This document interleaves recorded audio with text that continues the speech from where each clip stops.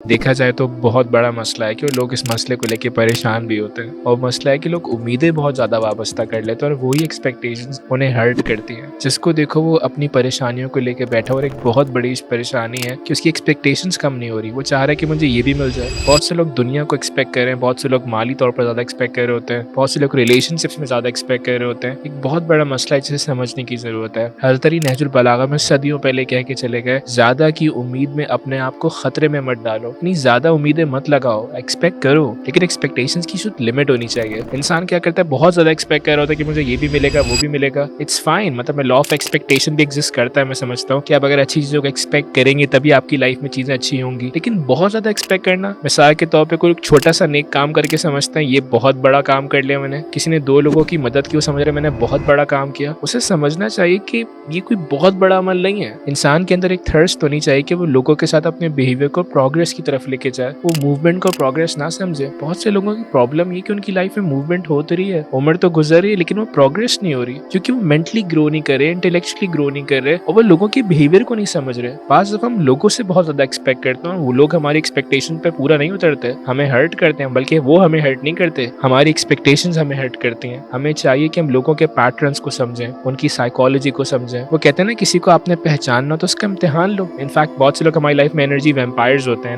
How to deal with energy vampires एक बहुत बड़ा सवाल है। अगर आपने किसी एनर्जी वैम्पायर को अपनी लाइफ में डील करना, आप उसे कोई टास्क दें, उसे कोई काम दें, अगर उस काम में परफॉर्म कर जाए तो आप समझे कि हाँ, इसने मेरी एनर्जी को कहीं ना कहीं चैनलाइज किया। बहुत से लोग आपकी एनर्जी को कहीं चैनलाइज नहीं करे, वो आपकी एनर्जी को वेस्ट कर रहे हैं। So we need to understand that कि आप अपनी एक्सपेक्टेशन को लिमिट करें, और अगर आप लिमिट नहीं कर सकते, आप नहीं कर पा रहे, तो लोगों के बिहेवियर को अंडरस्टैंड करने की कोशिश करें, उनकी साइकोलॉजी को समझें, उनके पैटर्न्स को अंडरस्टैंड करें, ताकि आप उनके साथ उस बिहेवियर को अडैप्ट कर सके जो बिहेवियर एक्सपेक्ट करते हैं आपसे या जो बिहेवियर डिजर्व करते हैं। अल्टीमेटली अगर हम ये नहीं कर पाएंगे तो जिंदगी में एक्सपेक्टेशंस हमें हर्ट करती रहेंगी और शायद हम कभी भी अपने आप को क्योर नहीं कर सकेंगे। हमारी जिंदगी में जो मकासद हैं, गोल्स हैं, बहुत से लोग जिंदगी में बहुत कुछ करना चाहते हैं लेकिन वो गम के सहारे जिंदा है, वो गमों को लेके बैठे हुए हैं। हज़रत अली नहजुल बलागा में एक और मुकाम पर कहते हैं, गम आधा बुढ़ापा है। इंसान गमों के सहारे जिंदा नहीं रह सकता और इन गमों को क्योर करना बहुत जरूरी है। और गमों की एक बहुत बड़ी वजह इंसान की एक्सपेक्टेशंस है। बहुत जल्दी लोगों से राजी मत हुआ करें, बहुत जल्दी अपने आप से राजी ना हो, बहुत जल्दी छोटे छोटे अमल करके अपने आप को कोई बड़ा ना समझे। हसल करते रहे, लोगों के साथ अपने रिश्तों को जोड़े और उनको समझने की कोशिश करें, और सबसे बढ़कर अपने आप को समझने की कोशिश करें। एक और मुकाम पर हज़रत अली ने कहा, जो अपनी वैल्यू नहीं समझ पाता, जो अपने आप को नहीं समझ पाता, वो दूसरे की वैल्यू को भी नहीं समझ पाएगा।